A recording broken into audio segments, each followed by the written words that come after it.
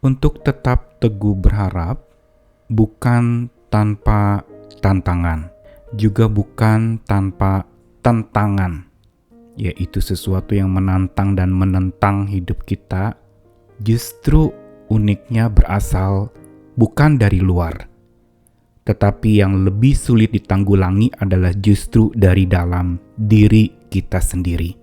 Karenanya betapa penting untuk kita mempunyai panduan-panduan yang benar, sekaligus pengingatan-pengingatan yang kuat, agar kita dapat terus teguh berharap kepada Tuhan dan di dalam Tuhan.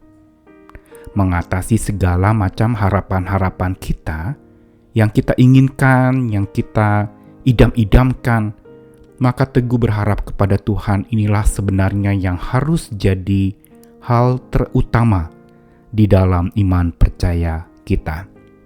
Karena kalau bukan kepada Tuhan yang Maha Kuasa dan Maha Dahsyat itu kita berharap, kepada siapa lagikah kita berharap?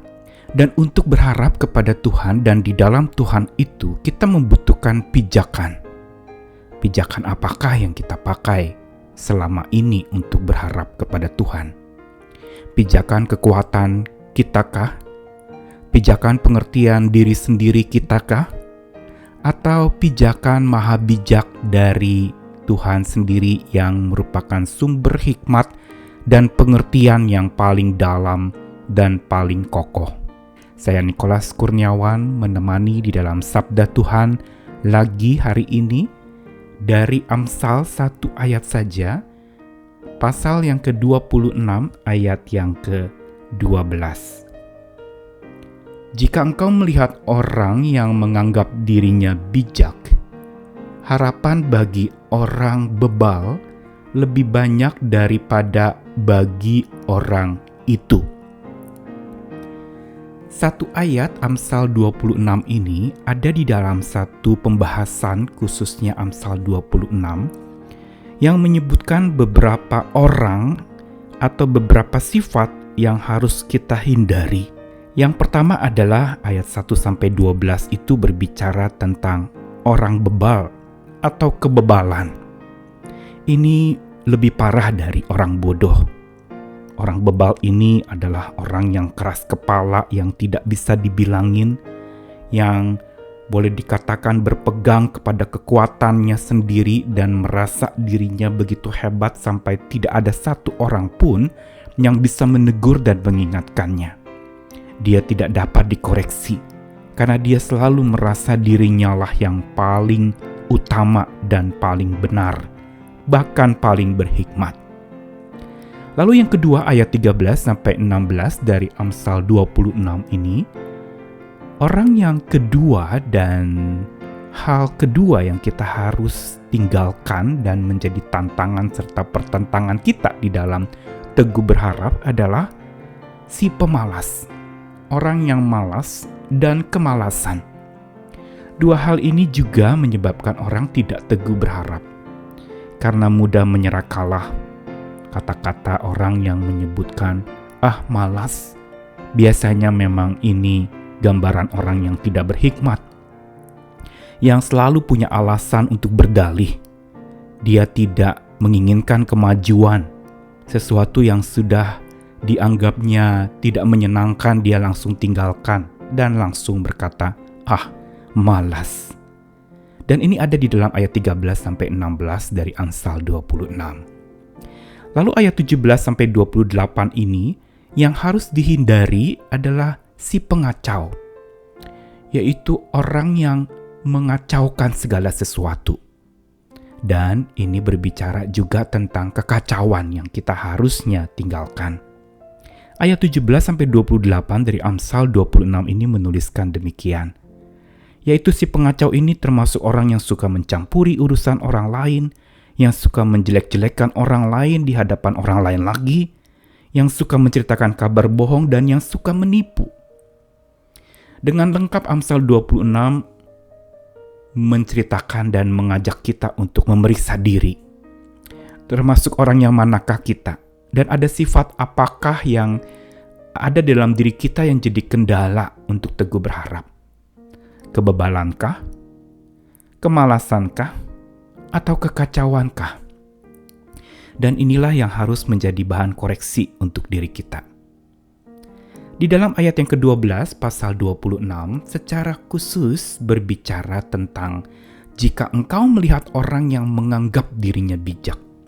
Ini satu dari sekian banyak ayat 1-12 yang menceritakan tentang orang yang bodoh dan bebal itu. Yaitu orang yang bodoh bukan yang tidak tahu apa-apa. Orang yang bodoh itu bukan orang yang tidak punya pengetahuan. Tapi justru orang yang malah menganggap dirinya paling tahu. Menganggap dirinya paling bijak, paling berhikmat. Dan ini gambaran Alkitab mencatatkan semacam bebal dari yang bebal. Kebebalan dari yang sangat bebal. Yang berarti bahwa orang yang semacam ini adalah orang yang justru memiliki kendala terbesar untuk teguh berharap kepada Tuhan. Dan biasanya orang ini juga akan menjadi kendala yang besar bagi orang lain untuk teguh berharap hanya kepada Tuhan. Karena seolah dia ingin orang berharap kepadanya. Dia menganggap dirinya bijak. Dia menganggap dirinya adalah yang paling mengerti segala sesuatu. Tempat bertanya semua orang. Dan karena merasa dia selalu yang ditanyakan, dia mulai makin merasa dirinya paling tahu segalanya, paling bijak, paling berpengetahuan, dan paling berpengertian.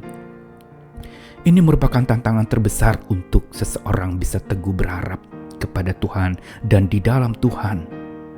Dan ayat 12 dilanjutkan dengan mengatakan harapan bagi orang bebal lebih banyak daripada orang itu. Dengan kata lain, orang bodoh yang menganggap dirinya bijak itu lebih parah daripada orang bebal.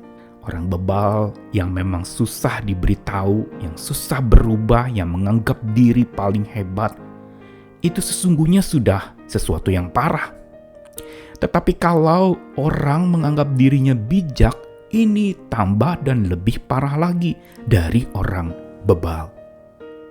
Orang yang selalu menganggap dirinya terbenar, tidak suka dikoreksi, tidak suka dievaluasi.